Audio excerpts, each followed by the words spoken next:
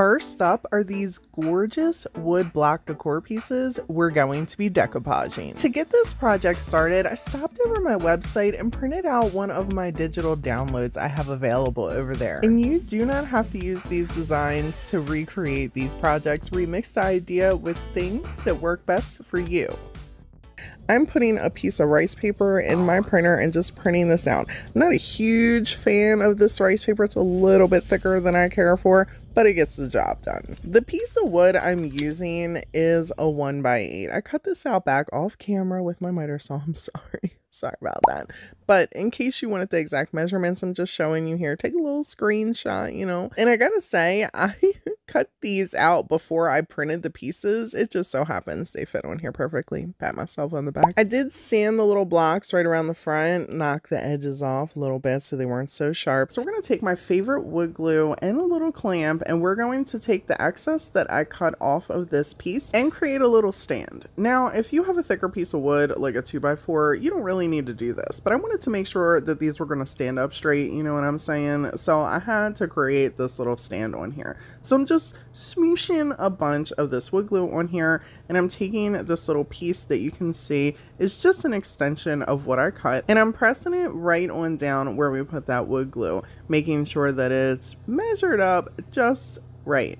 Next, I'm going to just apply the clamp, and we're going to let this sit on here for 24 hours. If you don't have that kind of time, do at least 3 to 4. Sometimes I wing it and do just that, but I'm always nervous. I'm going to use some white chalk paint here, and this is by Waverly, and cover the whole piece. I let this dry for about 20 to 30 minutes and use the heat gun to speed up the process, or it would have probably been longer, and I'm impatient, so heat gun it is. Now for my dupe, I'm just going to use 2 of these images. You could use all 4 if you print this out, or an entirely different image. Whatever works for you, remix this idea and make it your own. I wanted to share with you, because it is rice paper and not a napkin, that it is thicker, so using water to tear it, it's going to make your paper a little bit wobbly, but it's not going to give you the same satisfaction as wetting the napkin.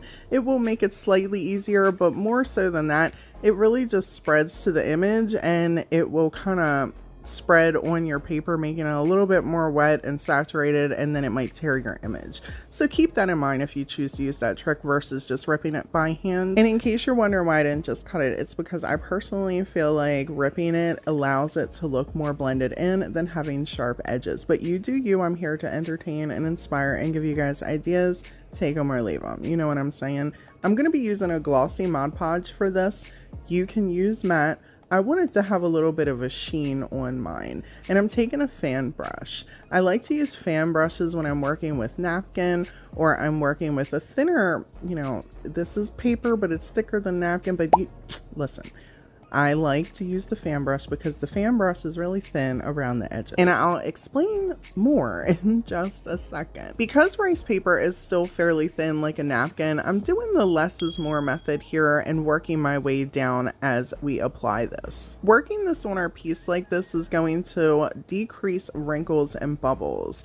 And if you want to use the iron-on method, that's going to be the most efficient way to reduce wrinkles and bubbles. I've said this before in the content. I don't use that very often in my content because it takes time to let things dry and all that. And doing this, I can actually get this piece on here in just a couple minutes. So because I'm filming, this is just a quicker way for me. But if you want to completely reduce the wrinkles, use the iron-on method. And here's why I love the fan brush so much. Because it's super thin at the edges, and it allows me, as I'm going back over our piece, to see if there's anything loose.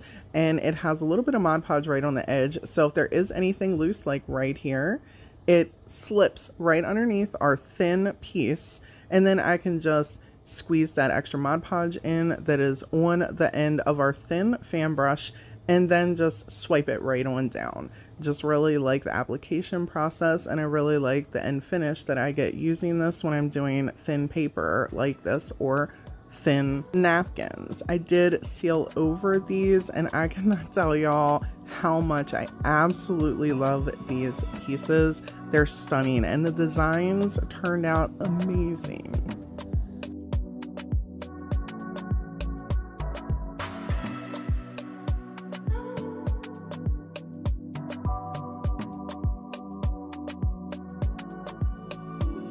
We are going to dupe this beautiful high-end piece I found on Pinterest for under $5. First, we're going to need one of these little gems from Dollar Tree, some PVC pipe, and a couple little connector pieces. This is going to create the little faux faucet that we're going to put inside this piece. And don't worry, they're extremely inexpensive. You can grab these from Home Depot. There's a little stand right in the plumbing area where they have all the PVC connectors and pipes. You can grab a 2-foot piece for $1.74 or whatever size you want. I grabbed this size, and then make sure you grab the right little connector piece. I picked up these, they were 67 cents each, and I grabbed 2 of them. For legs, I'm choosing to use these tiny little snowman pieces I pick up around Christmas at Dollar Tree. Whatever paint you choose to use, make sure it works well with galvanized metal. I'm gonna use DIY's paint, and I keep a link down in the description box below if you're ever interested. Sammy over at Unicorn Dust Designs keeps it. Other options would be a chalk paint or a multi-surface paint, or you could even do a nice clear coat spray paint over this and then paint it with another paint to give you a good adhesive start. Another option that I really like to use and I have easy access to is Waverly. I'm going to use this for the pipe piece, and with both paints I only had to do 2 coats. I like using a pouncer whenever I'm working on something that isn't wood. I feel like the paint grabs better than using a paintbrush. To each their own. This is what just works best for me, but I love how amazing chalk paints or the clay-based chalk DIY paint covers, and you don't have to spend so much time painting. You just have to wait for the dreaded drying time. I also painted the legs black so it matched the Pinterest piece, and then took a couple minutes with the little sponge that had some black on it and just distressed around. I had to take the sander though to sand off the sections where the words were so they pop through. I was thinking about painting over it, and then I'm like, I'm scared this might look messy. Honestly, it took me a couple seconds to sand it down enough that the black print on those words popped through. Since they were raised just a little bit, it worked out fine. Make sure you get all that dust off there, especially if you're going to seal over this. I used some tacky glue and hot glue to attach the legs and our PVC pipe piece.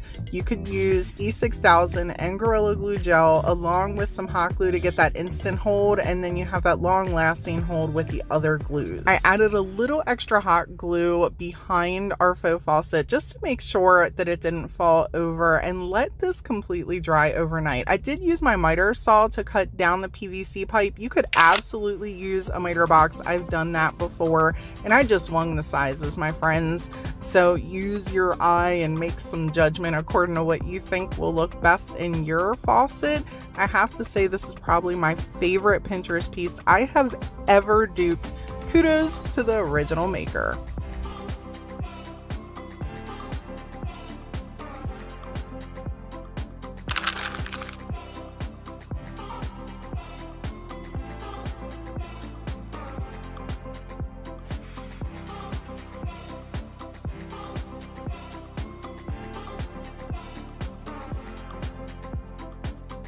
Was one of my favorite pieces that I found on Pinterest. It's very rustic, it's very me, and it's very scrap woody. So I grabbed some 1x4s and I cut these down to size. And to make sure I got the same cut, I just put them right on top of each other and gently check that line with its little shadow there, locked it into place, and cut the other 2. I painted them off camera. You're welcome. I save y'all that. I know y'all hate to see me paint. Just kidding. I painted 2 of them brown and 1 of them white, and I didn't care if it was, you know, not fully. I'm going for the rustic look, so dingy it is. Okay, dingy it is. And then I cut 2 little squares of burlap just to fit right in the center of these brown pieces and frayed the end. Next, I'm taking my makeshift spreader here, you know, the top of a painter's stick, just in case you're wondering, that's what it is. And we are going to spread. I always struggle opening the top of this. And of course, the little holes always got stuff stuck on in it. So we're not even going to go there. Commence all the tips in the comments. So I spreaded spreaded all of the tacky glue on our piece of wood, and then I just laid down the burlap. If you make sure this stuff ain't real thick, that burlap is just going to automatically stick. And then in several hours, preferably the next day, you're going to have a nice piece of burlap really stuck on to whatever piece of wood you're using. And this works with fabric as well. For our white piece, I got something special for this one. Oh yeah, we're going to decoupage this beautiful napkin and this little wood slice I picked up in a 2-pack from Dollar Tree. First, I'm giving it a white base. I like to do that, especially when I'm doing a napkin, because it gives us a really good, clear picture of our napkin once we get it decoupaged on here. I did not care for any particular grouping of the florals in that napkin, so I just ripped out 2 sections, and I'm going to attach them to make them look like they're one section on our little slice here. So I don't have to use any additional tools, and I can manipulate this how I want. I'm just taking a very small amount of Mod Podge and then pressing down with my finger, just a little tappity tap tap tap, and that is it. No special tools or anything like that. Doing a tiny amount and then pressing allows me to minimize the wrinkles for something like this. I'm going to sit this to the side and let this dry before I attempt to remove it, because if you try to do that while it's still wet, it will rip the napkin, and I wasn't trying to have that. Once these pieces were completely dry, I'm bringing in a little painter stick here just to kind of level everything out, find my center, you know, create the whole, make it look like I worked really hard to center everything, okay? But really, I'm just using a permanent marker, a painter stick, and a couple little dots to help me. And this fuzz. Why? Why does that stuff happen to me? I don't ever know. But the fuzz, like fuzz from burlap. Burlap is messy. Like, somebody forgot to let me know, but I'm not forgetting to let you know. It makes a mess. There's crusty bits, there's fuzz. Weird things come off of burlap. Weird things. To make sure the I and the U were the same size, I just kept putting the 2 pieces next to each other and adjusting with the marker. That was the beauty of using the marker versus paint. Now that our napkin is dry, I'm taking an 80 grit sandpaper and getting rid of the excess around our little wood slice. We're putting this right in the center of our little white wood piece. And of course, you know, I can't get the lid off because the actual tube is all caked up with, and I know there's tips and tricks to keep it, but I get lazy and I quicken in a hurry. You guys do that where you just put it to the side when you're done and then you regret it later when you need it. That's the life that I live, on the edge of crafting all the time. I'm just saying, I know there are tips and hacks and tricks to make things easier, and sometimes I'm just like, muck it.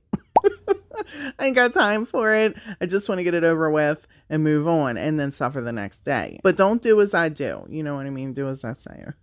Learn from my mistakes. These laser cutouts, I'm pretty sure I picked up from Hobby Lobby, and I'm using that as my heart right in the center here. The pieces on Pinterest had some ribbon, and I had these little pieces that are like fringe, you know, they got little dangly bits, give me that boho vibe. We're gonna bring in the stapler to attach them on here. On a side note, y'all, sometimes I do like 3 or 4 takes of me bringing in the stapler different ways because I want it to be theatrical, because I know those of you that have been with me for a long time, and if you're just coming in, welcome.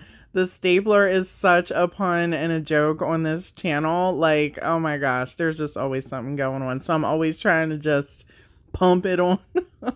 Anyhow, let's move on. I am using a little bit of tacky glue and one of these little leaf pieces I had laying around with some wood flowers just to finish up these pieces, and that's going to be it for these. Here's our Pinterest inspiration, and here's mine.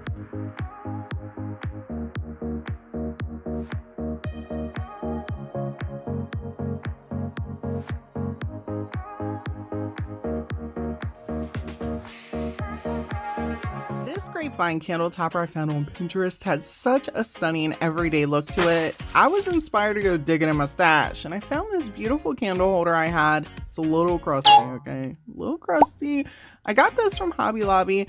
some time ago, and it was on clearance, but I done ripped the sticker off, so I don't know how much I actually paid for it. Yeah, sorry about that. But if you don't have any crusty, musty candle holders sitting around your house, Dollar Tree has a bunch of options for you to choose from that only cost $1.25. I remember the good old days when things were just $1. Anyhow, truth be told, I really should have took this sucker to the sink and did a nice clean on it, but instead I got a little bit lazy and I grabbed a baby wipe and just wiped it down. I'm not painting the piece, so I'm not too worried about that. We're just using it for decorative purposes. So a nice little wipe down should do the job for this. I want to be able to reuse my candle holder, so I found a little piece of wood that fits perfectly in the top of this. For the construction of our ball on the top, I'm using this garland I grabbed from Dollar Tree. This stuff holds its shape really well, people, so if you're looking for something to be able to construct a shape of any sort and to hold its shape, this stuff has your back. Now I cut this in half and I used 2 of the garlands, but only created 3 circles. Once I had the shape of the circle that I wanted, I wrapped the 2 ends that met so they hugged each other like that. And I did this for all 3 pieces and then started kind of putting them into each other to see how I was going to be able to spread the ball open and then attach them together. Surprisingly, this was rather easy. I cut a tiny little piece of the same vine just to wrap around the top of our piece and then twist around underneath of it so we wouldn't see anything popping over the top of our little ball.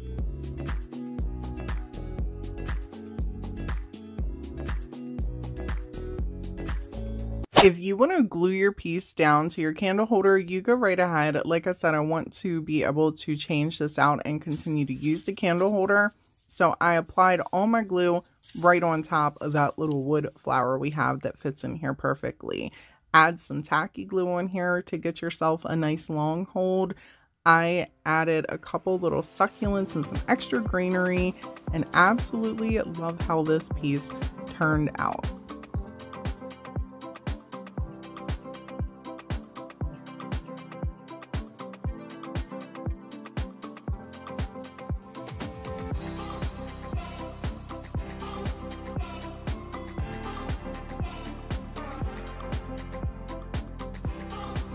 First, we're going to need to grab us a piece of wood. So I stopped by this vendor space at my art market that I also am a vendor at. He carries the most amazing live edge pieces. And I grabbed me a nice piece of cherry so I could cut down and paint on. This beauty is about 3 feet and I paid $25 for it. You can use a canvas for this, piece of paper, whatever you want to paint on. Take the idea and do what works for you. I cut this down to 7 inches and the natural width is 11 inches. Here are all the colors we're going to be using and some of the paint brushes. To start out, I marked the center where I'm going to divide the ground and the sky, and we're going to use this as our base color. What is going on? What? Ew, don't touch my plate. I gotta get that off there. Hold on a minute. It makes me just gag. I don't know what that thick chunk in there was anyhow. Whenever I'm doing a piece with layers, I start out dark first. So this is the color we're going to use for the sky. And I'm going to use some little cut up sponge pieces just to kind of pounce around our green, black, and antique white mixture. This is going to be the base for our ground. And then we're going to just take a completely separate sponge and pounce where they meet and start with our sky. And both, like I said, the darker it is in the background, and then you bring your lighter colors as you go, and it just helps give it a more depth as you're painting pieces.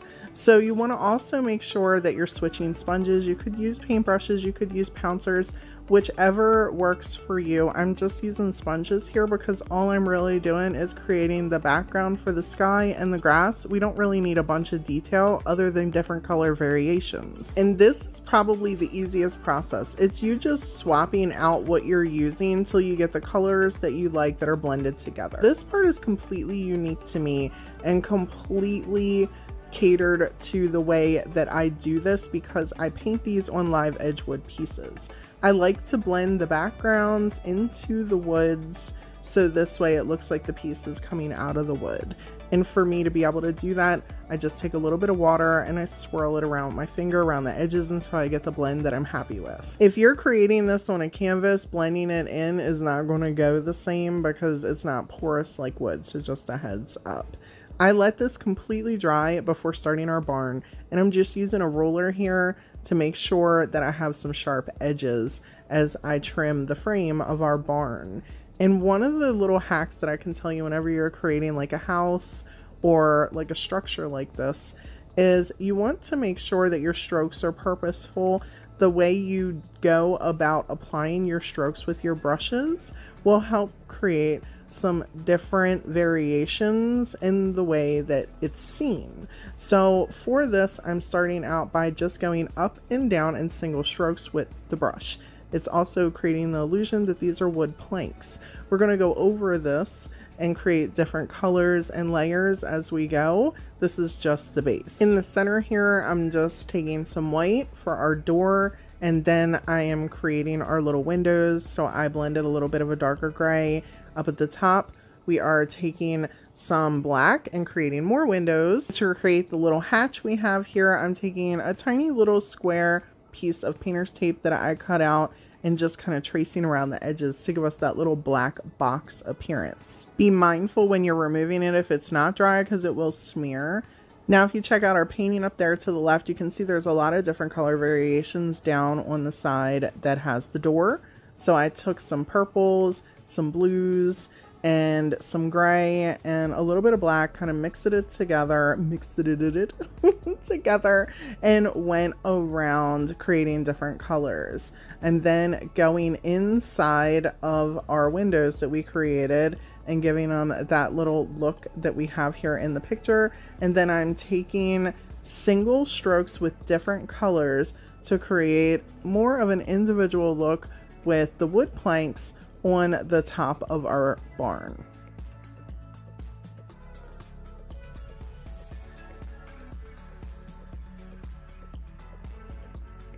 When I was happy with that, I just took the ruler and went around edging the barn with our black trim, and then I came in with some white highlights touching up everywhere just like we have in our little picture here. I created a little fence and then started our grassy area with the lime green color to work my way down. This was the brightest and lightest color that we had going on here, so I just gave that a go. I then took really thin paintbrush and made long pulls for our grass blades. I made them all different sizes and also changed up the colors as I went and tried to make it look as authentic to the original as I possibly could. I then took some yellow and orange and a teeny tiny paintbrush, you could use a dotting tool for this, and just started placing little dots where I felt it made sense at the end of the grass blades, and then came in with a tiny little paintbrush and some white to create our flowers and get one last good look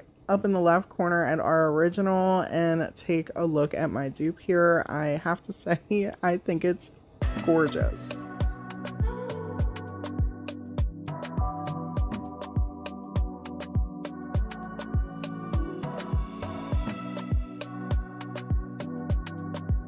Next up are these simple relax and renew wall decor pieces, but we're gonna use some palettes. I keep telling y'all, stop counting these palettes out, okay?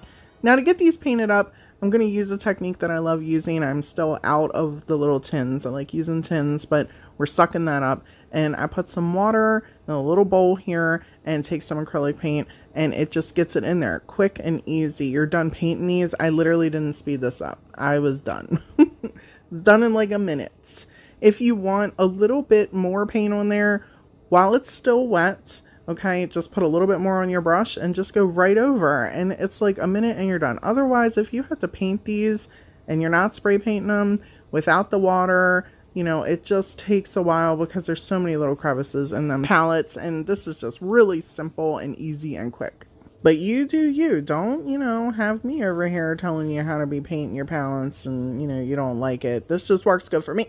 Next, we're going to take a piece of burlap and cut it to about the length of the center of these palettes. I did fray the burlap a little bit around the edges. You don't have to, that's up to you, but I like the way it looks when it's frayed.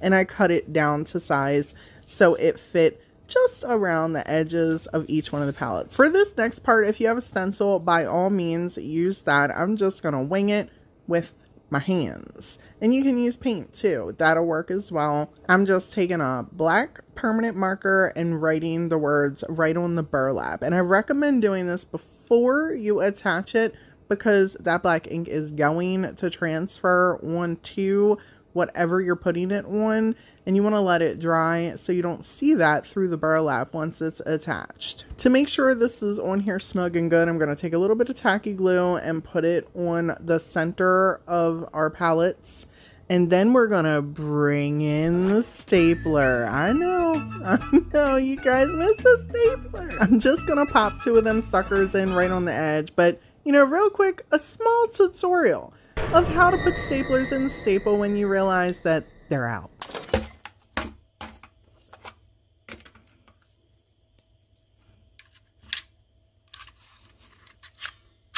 You got that? You're welcome. All right. Now put 2 staples in that sucker and call it a day. I decided to switch up our hanger, okay, because I didn't have any nautical rope. Okay, stop judging me. This is what I got. And this is a little piece of greenery we're going to use. Instead of me using hot glue, I took some Gorilla Glue gel and applied that on there. And then I used more staples to attach the hanger on the back. And that's going to be it for this piece, people. What do you guys think of this one?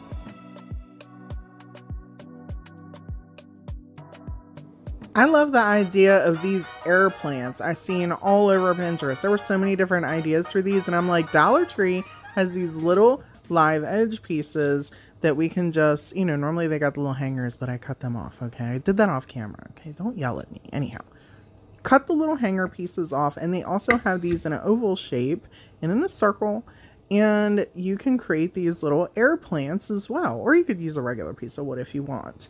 Take some florals. I had these picks laying around that I thought were just stunning, and we're going to use tacky glue and some hot glue to attach this. This is a little piece of metal lace ribbon that I have from Hobby Lobby. You can use the Dollar Tree version if you can get a hold of that. Just keep in mind, you might want to put a sealer over it because it will rust, okay? If you don't care about the rusting, then just leave it alone. You know, I'm just here to inform you of what I know. You cut as much of these little picks off as you want. I am not sure ever how to do florals, so I always cut more and then kind of, you know, eliminate as I go. I am just horrible, which is why I don't do wreaths a lot or floral arrangements on the channel, because it's just not in me. I'm very jealous of all the other content creators who have that in them because they're absolutely talented. One of them being my good friend Sammy over Unicorn Dust Design. She makes beautiful floral pieces. I'm always like, this girl's got it going on with this floralness. She got the floral touch, and I'm over here just like praying.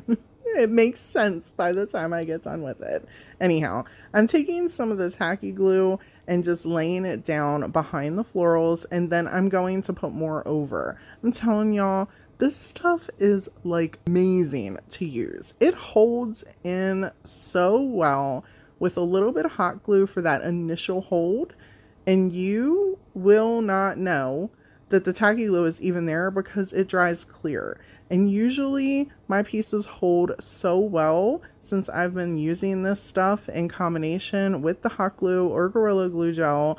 I love the way the pieces turn out using this stuff. Once I was happy with the florals, I had one there. I then bent up the little metal ribbon so there was like a little hump in there.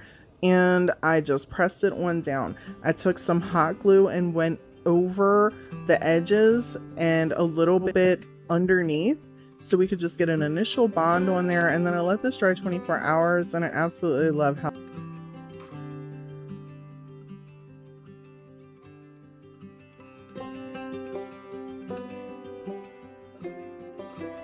these little salt and pepper shakers are super darling. I wanted to recreate these, but using Dollar Tree's what I like to call Parmesan cheese shakers. Let me know in the comments below what you call these. We're gonna remove the lid because we're not gonna need that, along with the tag on the bottom. I'm choosing to go with a white color instead of the teal color in the original piece. I'm just switching it up according to what's working for me with my decor. Make sure whatever paint you're using works well with glass, and it's always a good idea to make sure your glass is clean and you wear some gloves. I'm keeping this so I'm not too worried about any issues with separation with the paint or getting fingerprints on it. And feel free to paint the bottom.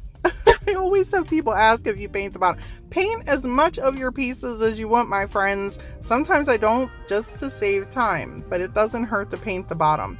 And yes, seal over it if you want. You could throw some Mod Podge over this. You could spray it with a spray paint. A clear coat Rust-Oleum would work as well. I took some twine and wrapped it around this sucker a couple times, tied a little piece, and then cut off any extra, adding an adorable flower right to the side.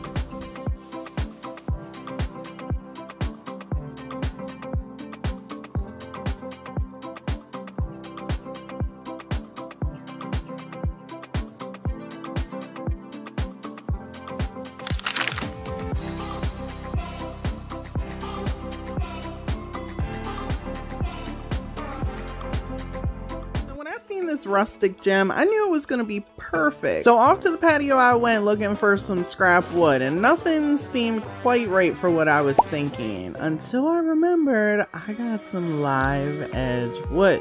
And in case you don't know me, hi, my name is Brandy and I love to DIY with wood. So here we go. I secured this sucker down and I cut this to a size I felt was going to be good enough for what I was trying to accomplish. So here's our little piece, and here is what we're going to decoupage onto here. It's got some words on it. It's not the exact thing. It's inspiration. Okay, calm down. It's an inspiration. I didn't say it was going to be exact. I picked this up off Amazon in case you don't have a Hobby Lobby local to you where you can also find some really nice paper to decoupage. This stuff is really thin, not as thin as rice paper, but it is really thin, and I prefer thin paper than I do the thicker paper. I just ripped this to where I wanted it to be. I wanted it to kind of, I don't know, create like a half a moon, not necessarily a crescent half a moon, but a half a moon shape on our live edge wood piece. And I'm taking some matte Mod Podge to attach this, and this is from Dollar Tree, nothing specific. And I was so grossed out. I'm like, ew, I just opened this. What in the hell? This nice long Mod Podge booger is just on this tube. I was horrified. I don't know why, but this just grossed me out so much. And then it wasn't coming off. So I'm trying to scrape it off. I'm pulling, oh God. It's stuck to me. Oh man, look at it. Oh gosh, it couldn't, I could not believe why I'm doing this. I'm like, you gotta be kidding me. I should have used some tweezers or something. I wanted to shrivel up and die when it touched my skin. Okay, now that that nightmare is over, we can get back to the DIY. So one of the things I like to do when I am using paper and when I'm using a thinner paper is minimizing the amount of Mod Podge. I'm a huge believer of less is more when it comes to Mod Podge. It also helps to reduce wrinkles where you do not have to use the iron-on method or the little cling wrap. It just helps you to use your finger and move forward. So I do a little bit of Mod Podge, I press, I get any extra out, and then I do a little bit of Mod Podge, press, get any extra out. If I was using a napkin, I would bring on in my sponge, but paper, you tend to want to use something a little bit tougher, and I find that using a harder surface like plastic or, you know, a little rubber piece, it can sometimes rip your paper if the paper is thin like this. So just applying a little bit of pressure with my finger and a little bit of Mod Podge, it really helps to stick on here. And yes, I did go over the entire piece with a layer of Mod Podge. It really depends for me what sealer I'm using, depending on the piece that I'm making. Sometimes I use polyacrylic, sometimes I use my Dixie Belle sealer, but Mod Podge works pretty good most of the time. For our heart that we're going to put on here, I'm going to use this bright matte magenta. And I'm not going to use a brush. I didn't want it to be exact. I wanted it to look aged. So I'm using my finger to accomplish that. And just to give myself a couple practice strokes, I'm using the little paper plate right there to get my curve on. And then I am doing it to the piece.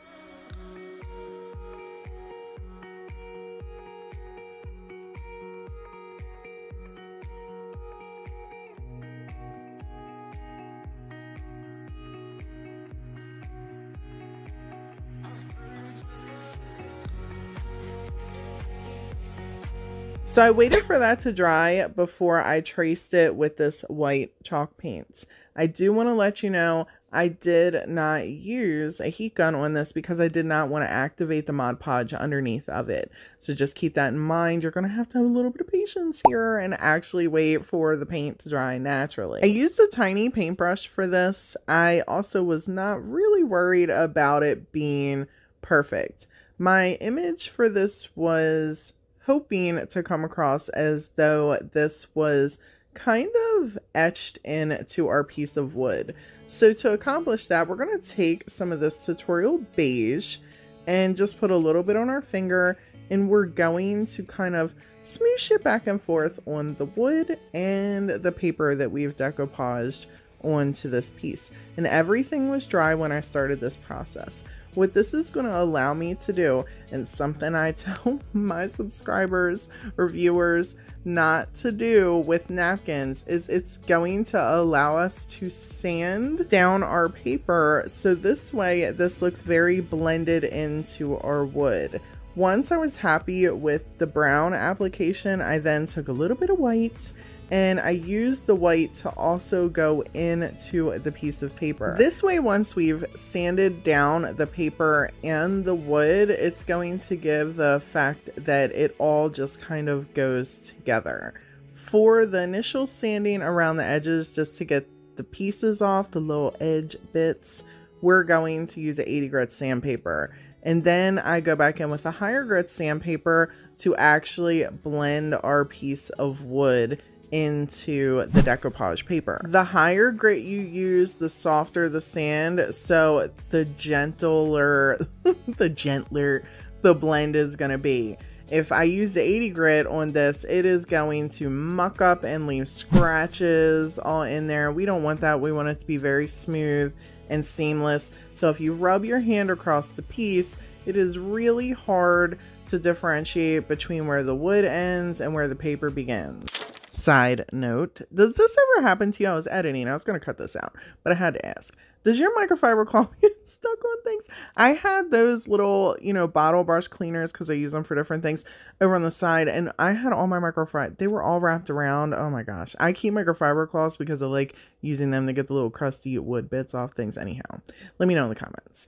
We are taking some gilding wax to enhance the center of our heart, like our actual piece from Pinterest that had some gold in there. If you do not have gold gilding wax, gold paint's gonna work just fine, people. Don't stress about it. I just have this on hand. And I thought it was crazy that I actually had on hand the exact key they used in the Pinterest piece.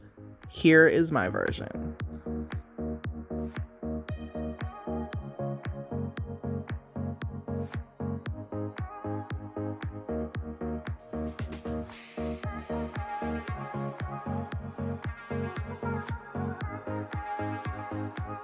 I really love how simple and cute this piece is. Plus, I like some buttons.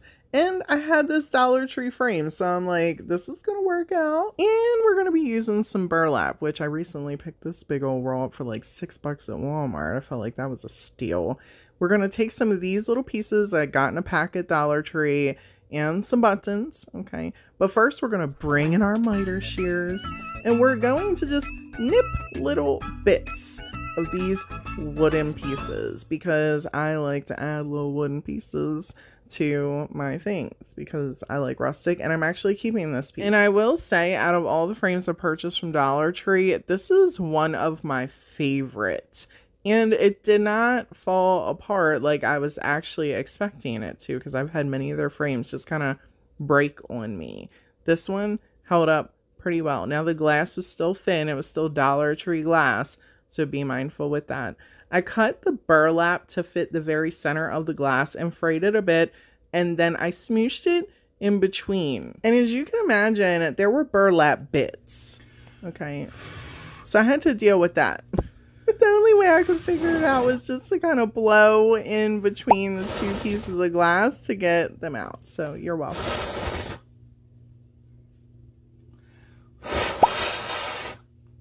Once I was happy with how many bits were still left, because obviously I didn't get them all out, I put the piece back into our frame, and then it was time to bring in our tacky glue and our tweezers. And I'm using tweezers because some of the buttons are really, really teeny, and I was not trying to have tacky glue all over my fingers. I highly recommend arranging your buttons ever so gently on here before you start gluing them down. I put a little dollop of tacky glue next to me, and then I just took the button off the spot and started placing them suckers.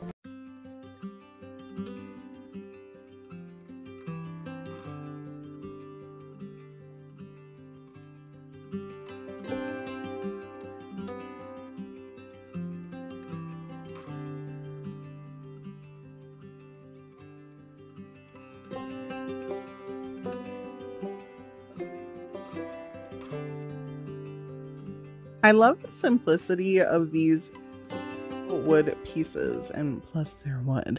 I had this 2x4 laying around, and I want to give you a little tip. It is scary trying to cut something this tiny with a miter saw. So what I'll do is use another piece of wood to hold and press, especially if my little clamp won't reach over, and it allows me to cut it and not worry that I'm going to lose a finger. I wanted these to be something you could keep out all year long, and I felt making sure they were neutral was important. So I did one white and one brown, and then I took to add some like texture in there, or just like a different color variation to make it look a little old. I added in a lighter brown than I did with the darker brown, and then took that and dry brushed a little bit over the white piece. I hope all that makes sense. You guys can see what I'm doing here.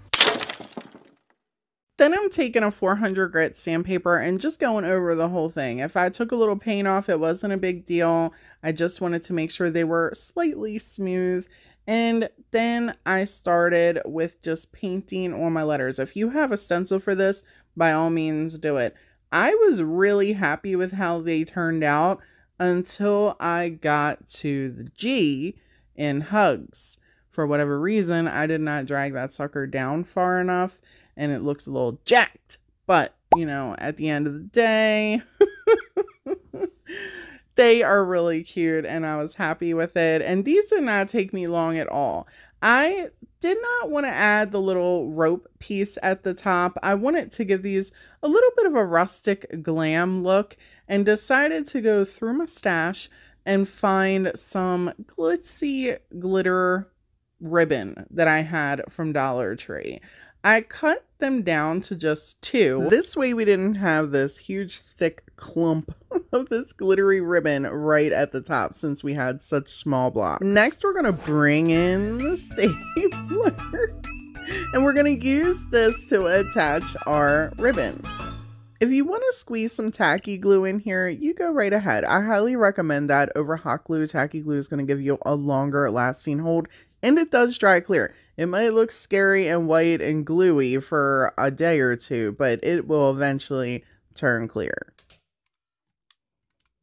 Since this ribbon had the little gaps in between, I was very careful to make sure I stapled right in those sections so you could not even notice the staples.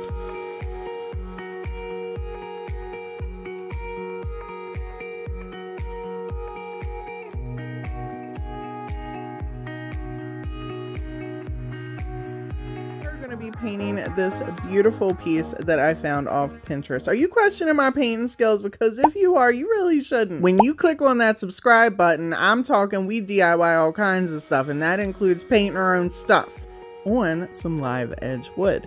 The piece on Pinterest actually uses a canvas we're going to be using a live edge wood. I do stain art, I do wood decorative art, so that's what we're using in these colors. First, we're going to take these two colors and we're going to kind of blend them together with a little bit of white and use some water. I have a little spray bottle. If you do not, just dip your paintbrush in some water and make sure it stays a little wet. This is going to help us to move the paint around on the piece of wood, and you're going to want to start out heavy on the edges and blend your way in to get that light color in the center here. I am also not going all the way over to the edge.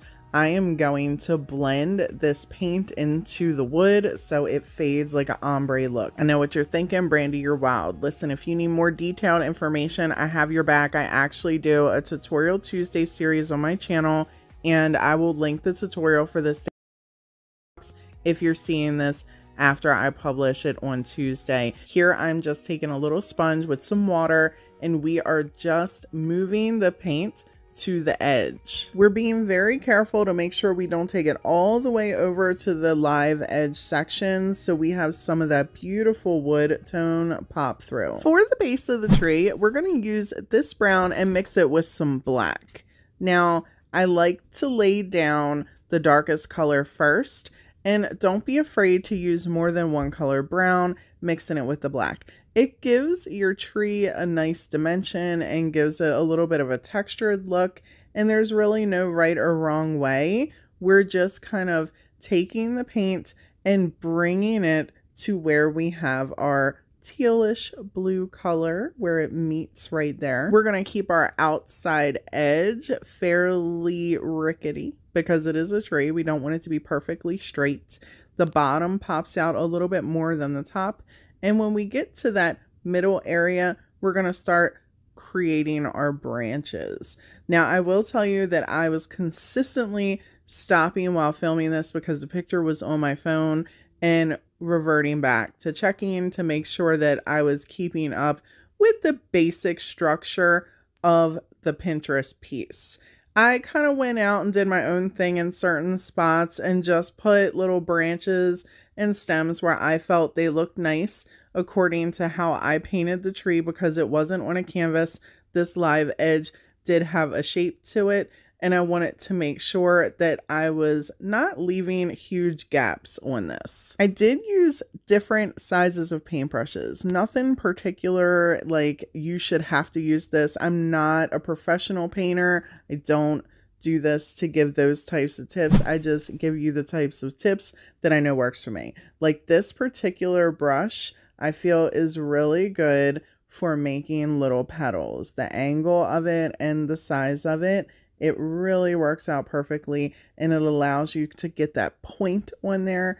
And making little petals is super simple. You can do this with any color. You just put a little bit of paint on there, you angle your brush, and then just pull it to each side and then color in the center.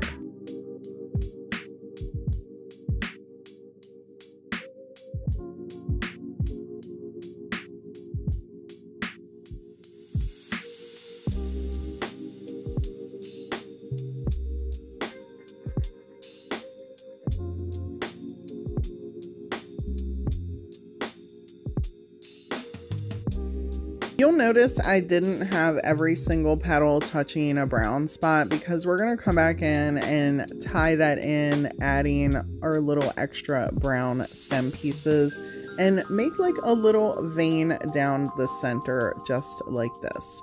So all I did was I did the vein first, and you can wiggle that sucker however you want, and then just add in the little V on the sides and just kind of hug the edge of the petal and bring it right on down to whatever section of the branch that you want it to connect to. The Pinterest version did have more petals on it. I kind of just threw in here what I felt made sense for my version, even though my version is pretty damn close, if I do say so myself.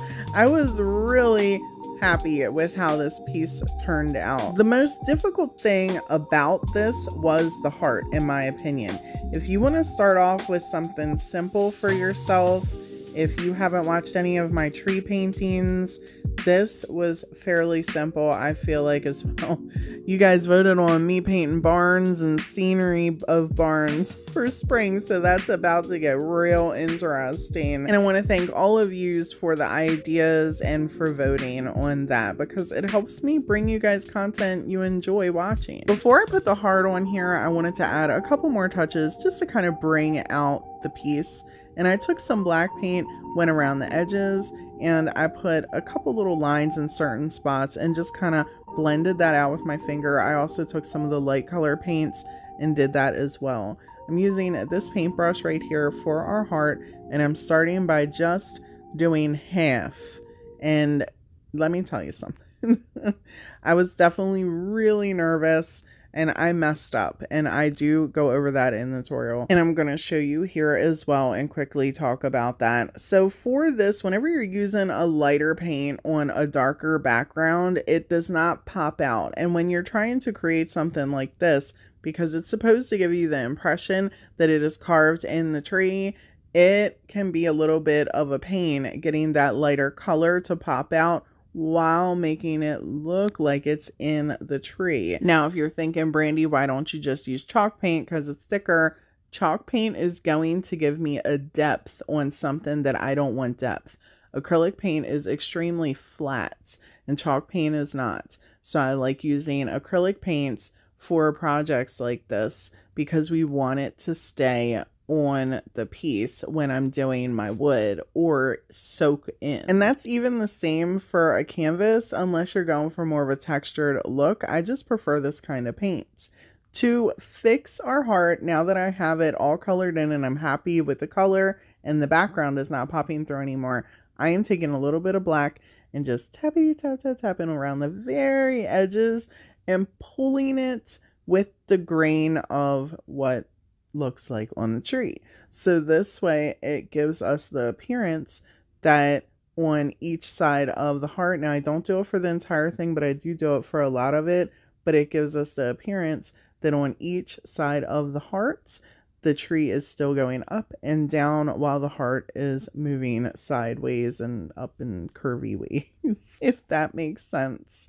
Now, I did use a sealer on this. I used some of my favorite Dixie Belle sealer to get this piece all nice and sealed in. It's absolutely beautiful. I love how this turned out.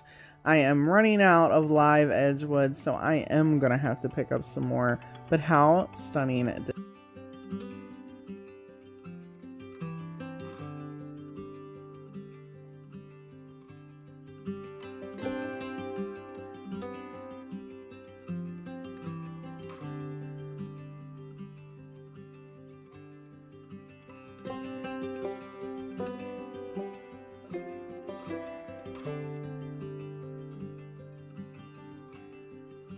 I was really inspired by the towel look and the colors in this. However, I was really inspired because of the shape and the style of this. And it matches the shape of the thrift that we have. You know what I'm saying? Now, I cleaned this sucker on up and we are ready to paint it. Since our box is dark and I really want this white, to avoid sucking up my time doing several layers of white chalk paint, I'm going to give this a nice coat of the brown, let that dry, and then come on in with one layer of white paint. Took a couple minutes using a little heat gun, and we're all ready to get our stencils on here. To get our design on the box, I decided to go the stencil route. Honestly, people, though, let me be real with y'all, you can create this in so many different ways. You can decoupage paper, napkins, little towel pieces.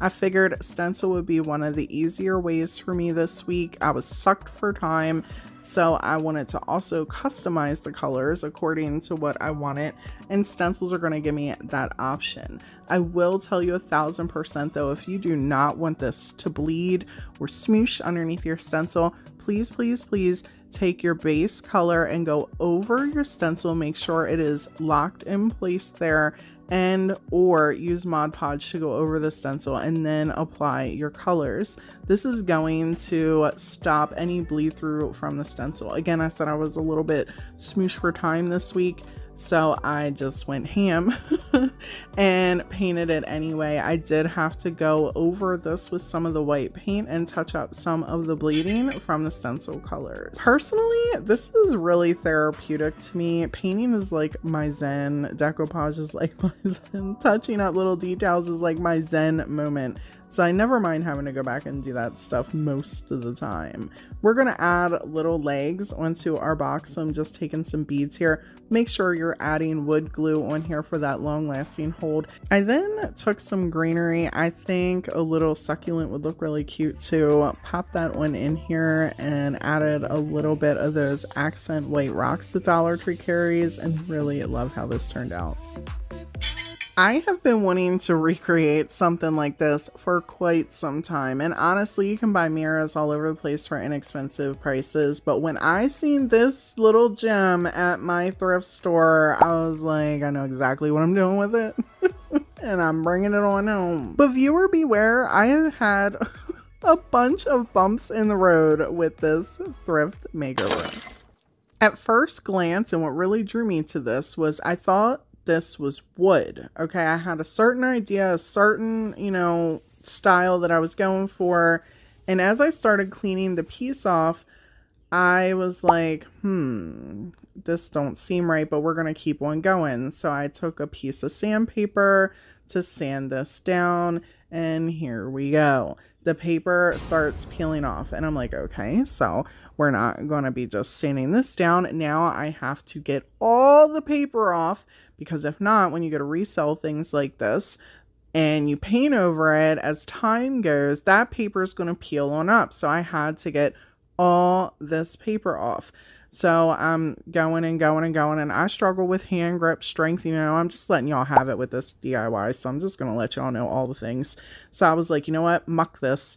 And I went and I grabbed a stronger piece of sandpaper. I was like, this is going to do it. Okay. So then I started going ham with a stronger piece of sandpaper and thought that was going to come up easy. Again, I think I'm working on wood. Are you following me? So as I'm going, I'm like, this paper's still not coming up. Muck this. And I went and I grabbed the sander. Okay, so I got this all going on. I went and got the battery, which I thought was charged because I had it plugged into my glue gun and I didn't use it very long.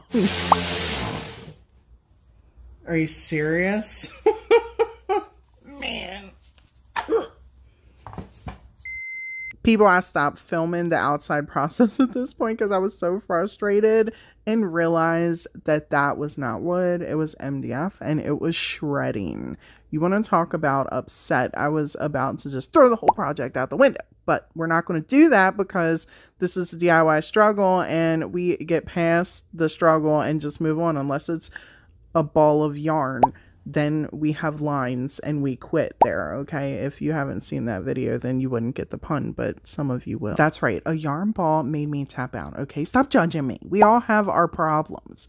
Now we need to create a texture for this to make sure that it is really thick, since it's MDF. I didn't want to just paint over it.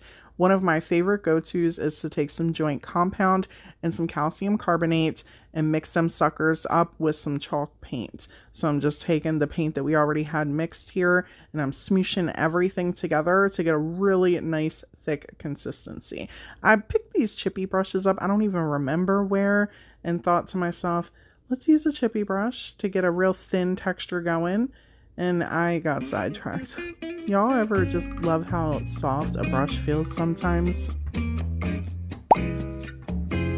One of my favorite ways to create a really nice clumpy texture look is by using a sponge. However, since this is MDF and I done, you know, sanded the top of it and there were bits, and I was like, we got to make sure that this is properly sealed, and using a chippy brush and tappity tap tap tapping all over this sucker in really thin layers. I did too. Before we come in with our clumpy sponge is going to help really seal this up.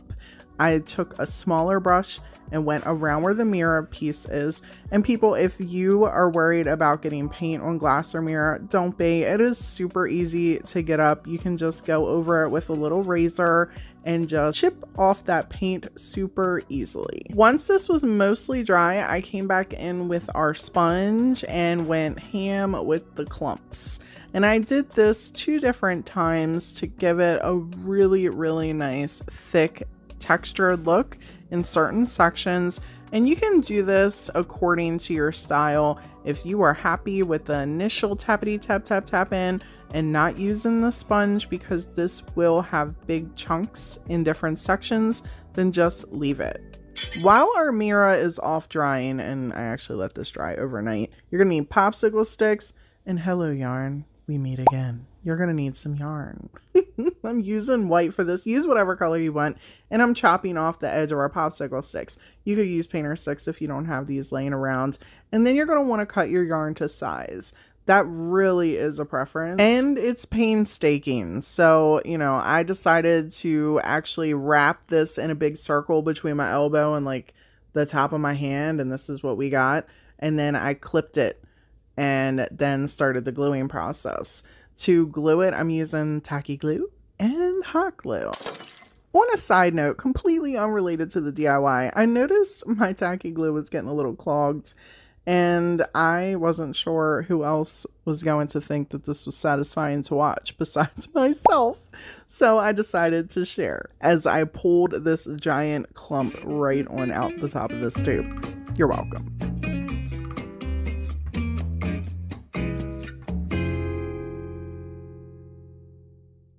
I took the tacky glue and spread it just like some mayonnaise all down the popsicle stick at the bottom section, and then came in with some hot glue at the top section and did this little by little as I attached the yarn pieces. And people, make sure to protect your little digits, okay? Because you're gonna probably burn yourself if you do this. I had an amazing subscriber send me these little finger protectors. You know who you are. Thank you, girly. I appreciate you.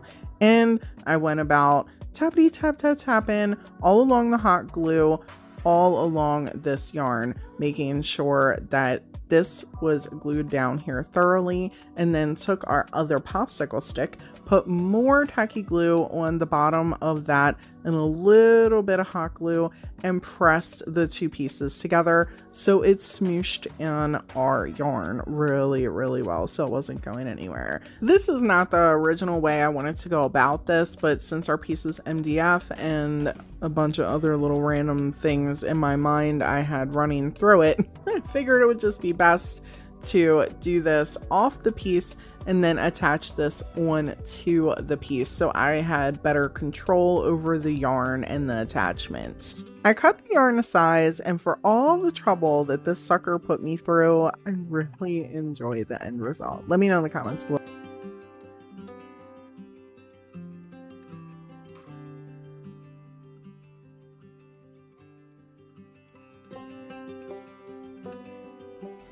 This picture I got off Pinterest is a little dim, so please mind it. It was the brightest I could get it. However, you can still see how stunning this piece is, and I thought we could recreate it using the Dollar Tree frames. These are absolutely beautiful and have gorgeous details in them. Believe it or not, it's a chalkboard, and you can obviously use it to DIY however you want. The backs pop off very easily. There is no glass inside of it, so it's kind of a win-win, especially because sometimes that glass can be a little scary to mess with. In a previous video, I shared how to get the sheen off of the chalkboard aspect and decoupage it, and I had so many people like, why didn't you just use the back? Can't share too many tips without getting somebody's "it must be done this way" feathers ruffled. So today we're going to do the back. Use whatever colors you want to remix this into home decor that works for you. I'm just using white here for the base and the frame,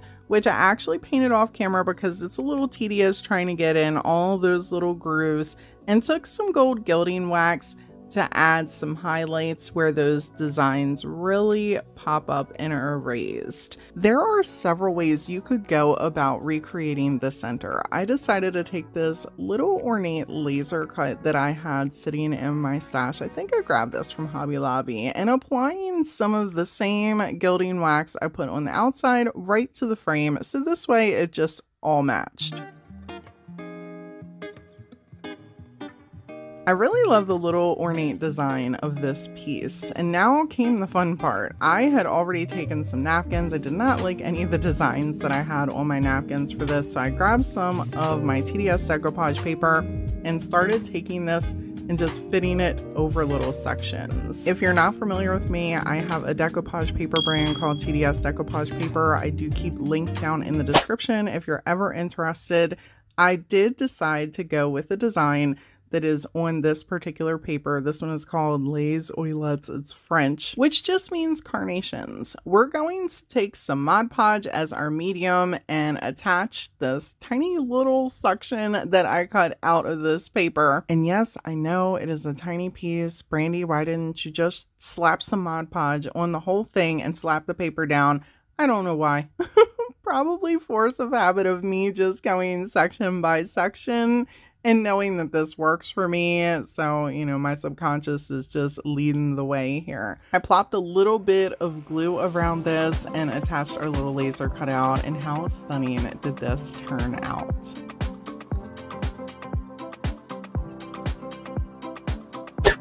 Hi, my name is Brandy and I love stencils and wood DIYs. So when I seen this piece on Pinterest, I was like, oh, we can totally remix this into something that works for me. Fortunately, I have access to live edge wood. Where I'm a vendor at, there's another vendor who sells live edge, so I try to always make sure I have some on hand. However, if you don't happen to have anything on hand, you can grab some from Amazon. I do have some linked down in my description box and my affiliate link. If you're interested, you can go ahead and check that out. Hobby Lobby also carries live edge wood, so keep that in mind if you have a store local to you, and if you're really lucky, you can find the small pieces at Dollar Tree, which they don't always have. And if none of these options are good enough, you can always grab regular wood and have it cut down from Home Depot. Instead of using paint, we're going to use Tim Holtz texture paste. I absolutely love this stuff, and I am a huge fan of creating textures and raised stencils. This stencil and the texture paste are also linked down in my affiliate link in my Amazon store if you're interested, in the description box. It's always a good idea to make sure you're taping your stencil down. Sometimes projects don't allow for it, you gotta wing it, but for this one in particular, I was able to tape it down. And then I'm holding my hand in certain spots on the stencil as I smush and go. Now, I will tell y'all, people, you don't need fancy schmancy clay tools or anything like that, which is what this is. It's a clay tool. You could use a plastic spoon or a butter knife to smooth this out. Just don't use the rigid end. I mean, you can if you like the texture aspect. This took me a couple minutes of just spreading this paste down. You could absolutely color it as well if you wanted to, or leave it plain just like I am here. If you do decide to color it, a little acrylic paint goes a long way. Just make sure you mix everything really well and seal up your piece when it's all dry the next day. Give this at least 24 hours to set, and then come in with whatever sealer you would like. I like to use Dixie Belle Satin, or even a Rust-Oleum clear coat will keep those live edge pieces in place from breaking off.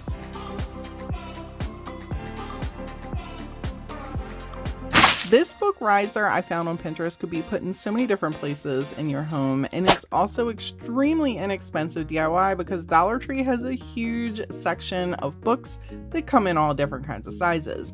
For this particular piece, I knew I wanted a hardback, so this way once I glued the entire book together, whatever I put on top of here, I knew it was going to be extremely sturdy. I removed the cover because I knew we were not going to need that sucker, and then grabbed my DIY paint to give this a nice white base. If you're interested, I get my DIY paint from Sammy over at Unicorn Dust Designs. I keep a link down in my description box. For the decoupage portion, I busted out my Les Oilettes design from my TDS Decoupage paper and went with this piece, or this little section right here. I grabbed a little paintbrush and put some water on it, so this way I could get a very exact detailed trim around the paper without destroying any of the other designs. And people, this goes without saying, I always want you to know that you can use whatever paper you want. Don't feel like you have to use the TDS Decoupage paper or the same exact napkins that I'm using. Take the ideas Get the inspiration and remix them into whatever works for your home and your decor. For our medium, I'm just busting out the Mod Podge. I'm keeping it really simple here, and I'm placing the paper in the center. You will notice that I trimmed enough of the paper out to leave a little bit of a white edge, and that was planned because I want the design to go directly in the center of our book so it looks like a book for real. And I'm going to show you how to blend the edges in just a second. For this piece, I decided to just go little by little with the book. I wanted to ensure that the design was on here really well, and I didn't have a whole lot of wrinkles. Obviously, use whatever method works best for you. If you want to do the iron one, you go right ahead. I did not have a lot of time to sit and wait for this to dry, so I went section by section, which is one of my favorite ways. It also ensures minimal wrinkles, and I just use my thumb to smooth it out and my fingers, which is also another great reason to work with these papers, is it allows you to just apply some pressure to your fingertips and things turn out really smooth. For the crease part, I just took my time, pushed my thumb in there, and went all the way across the book. Once I ensured that that paper was completely in that crease, I took more Mod Podge and went around the spine of the book and wrapped our design around the sides, which is why I actually wanted to use this design, because it was large enough that it wrapped around the spine and it didn't leave it empty, so I had to create another look or another design on the spine itself. There's nothing wrong with that, it's just the way that I wanted to do the book. If you want to have an extremely seamless look between whatever you're decoupaging and your paints, you need to make sure the ends of that decoupage paper are flawless and extremely flat to whatever your surface is. I like to use a fan brush for this. I'm currently out of them, so I'm just using this little brush and butting it up all around the edges with our medium, and then taking my finger and really pressing everything down. Make sure you let this step completely dry. If you want to attach your book pages, using Mod Podge over them once you've put some hot glue and tacky glue inside the book is a great way to ensure that the pages don't start coming apart. You will need to do this step a few times.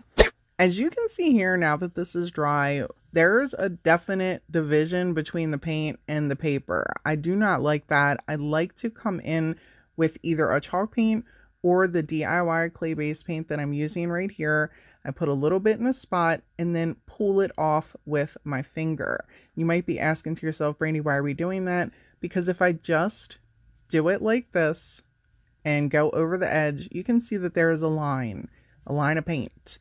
There's still disconnect. Taking your finger and swiping it actually pulls the paint and it blends in your piece. It's just a little trick that I learned, and I like to share this with people. It just helps that decoupage art really blend into whatever the surface is.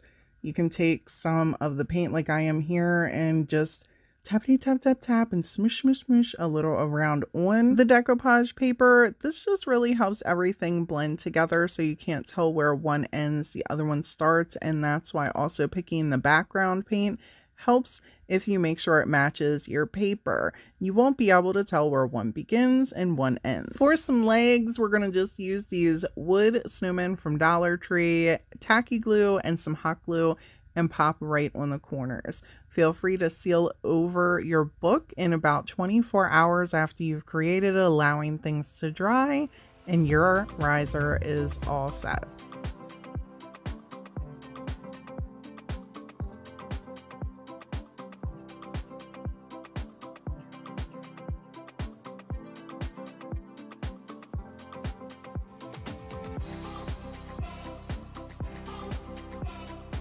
Stunning are these mismatched ornate frames I found on Pinterest. I love that the Dollar Tree candlestick holder ties them both together for a gorgeous high-end decor piece. Obviously, we're going to need a Dollar Tree candlestick holder for this and an ornate frame. Dollar Tree has these beautiful pieces. They're little chalk boards, and I love to use them for all kinds of things. I just love the design. And they also have an oval one, but for this dupe, we're just gonna do one. For our paint color, I'm just gonna use this DIY paint in the White Swan. I'm using a pouncer to apply the paint on the candlestick, and I'm gonna do the same exact thing on our little frame. Pouncers are really good to be able to smoosh everything in those little raised sections, so this way you can get in the crevices. Paintbrush, you gotta swirl and get in there, and it can take a lot of time. I've spent some serious time painting these frames, and a pouncer is the quickest. If you want to use the chalk side of your piece, give it a light sand just to knock the sheen off, and then apply 2 coats of chalk paint to prep for your decoupage. Or just flip the piece over, use the back, and apply 1 coat of chalk paint to prep for the decoupage, and avoid the sanding altogether. For the decoupage portion, we're going to be using this TDS print from my decoupage paper line to cut a little section out to put on our piece. And people, you don't have to use this paper to create your own decoupage. Use whatever works for you. I'm going to use Mod Podge as our medium and create an iron-on look. So I'm going to apply this with a fan brush and let the Mod Podge sit on here, so this way we get a really flawless finish. And I know what you're thinking, Brandy, how long do we let it sit? And that really depends on how much Mod Podge you're putting on. It could be 30 minutes, it could be 2 hours. Now it's time to bring in the iron. You can use whatever iron you want. I always have this little sucker sitting next to me, and I click the little 3 buttons and then just let it heat up. It usually takes a couple minutes and we're good to go. And while we're waiting for that to heat up, I wanted to hurry up and put some paint on this little wood sliver that we're gonna add to the top of our candle holder for some extra support for the frame. Now that everything's dry, it's time to bring in the parchment paper. Oh, look at me remembering. I remember the parchment paper. I love in the comments when people are like, did you really forget to use parchment paper when you're doing the iron on? Well, not today. Look at that. It's always a good idea to just rub your hand gently over the surface that you Mod Podge, making sure everything's dry before you start to iron on your paper. Now, my friends, future me wants to bring to your attention how I'm placing this paper on here. And then as I go to create the actual piece, let me know in the comments below if you catch it before I bring it to your attention what I'm doing wrong. In case you're wondering what the parchment paper is for, it actually serves as like a protective barrier for your paper, as well as if there is some Mod Podge sticking around anything, it's not going to cause any sticking to the iron. It will adhere to the parchment paper and protect your design and the iron itself. It really just makes everything attach a little bit more flawless. I wing things very often and forget to use the parchment paper, and as long as I'm careful, I don't have issues, but I've definitely mucked up before. When I'm all done, I like to make sure the edges are attached just like this. As long as they're on to the end, I then grab a little bit of sandpaper and I will pull the sandpaper down, which usually causes it to detach very easily from whatever it's decoupaged onto. And if you're new to decoupage or just want some more inspiration, if you click the more button underneath this video, it will open up my description box and provide a whole bunch of links. There's a playlist down there with tons of decoupage information and how-tos. This turned out so pretty. I wish I got to use it. Moving on to attaching everything together, I'm taking some tacky glue and some hot glue so we can put our little circle piece right on here. This is just going to give us more of a brace to add the frame. And now I'm going to take the frame that is all dry and put that right on top of the tacky glue and the hot glue I'm adding on here. And it was at this moment I knew I mucked up. Can you see what I'm doing wrong? Pause it real quick and let me know in the comments. Now, I've done a lot of goofy things over the years of creating content and making DIYs and decoupaging things. But this has got to be the first that I have decoupaged something completely sideways. What do y'all think? You think it's good? Think it's good? I'm gonna have to fix this. I did want to share with you real quick that a good way to bring out some of the ornate designs on the frame is to take a little bit of gilding wax, or you could take any paint color and dry brush over the raised designs. You can even do the same thing on the candle holder since it has some little sharp sections, just to kind of add in some high-end details. I think this turned out so beautiful, even though I had to pick a completely different design to pop in here, so this way it was facing the correct way.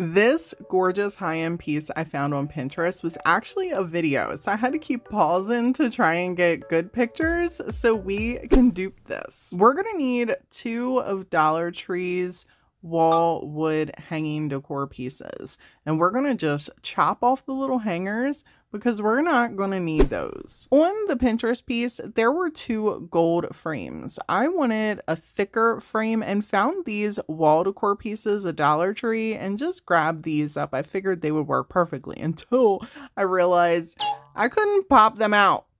So I had to think.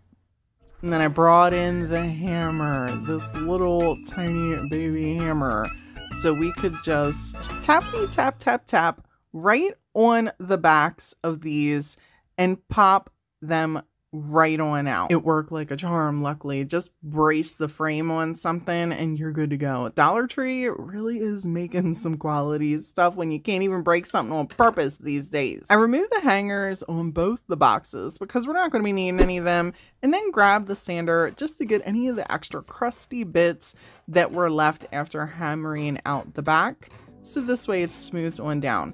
I did not like that you could still see the wood, and to make sure it looked just as high end as I could get it, I grabbed some white paint and went around the entire piece. I'm going to be using Dollar Tree's wallpaper in this design to wrap around our wood pieces. Keep in mind, they do not cover this entirely, and I know some of you, the little break would bother you in the design. So you make sure you get some contact paper that would cover the whole piece. Or if you want it, you could add some spackling to the holes and then sand that down and paint it up whatever color you want, or stain it up whatever color you want. I really loved this greenery and wanted to apply it onto our wood piece. And these wallpaper sheets are super easy to use. I cut the corners like this so that way once I wrapped it around, there was a little bit of overhang, and then I could trim it to make sure that there was nothing showing.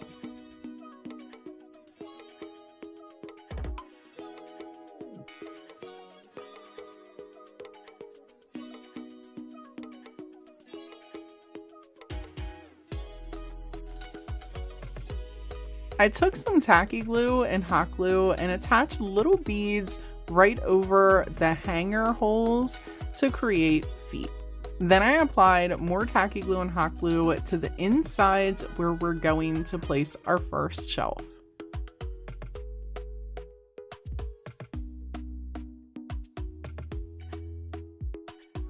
I made sure not to overlap them so they don't cancel each other out.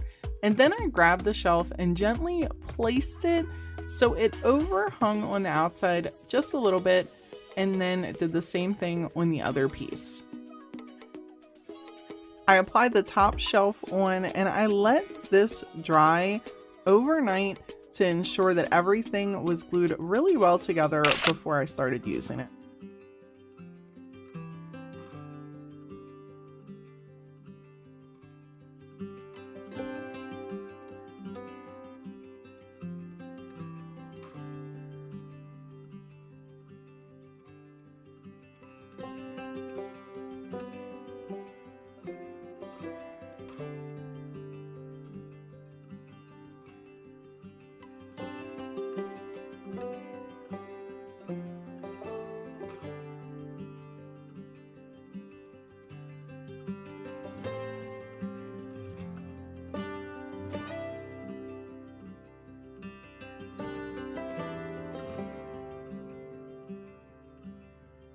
If you enjoyed this long compilation video, check out this playlist for more options of longer content right here. As always, thank y'all so much for hanging out with me today. Until next time.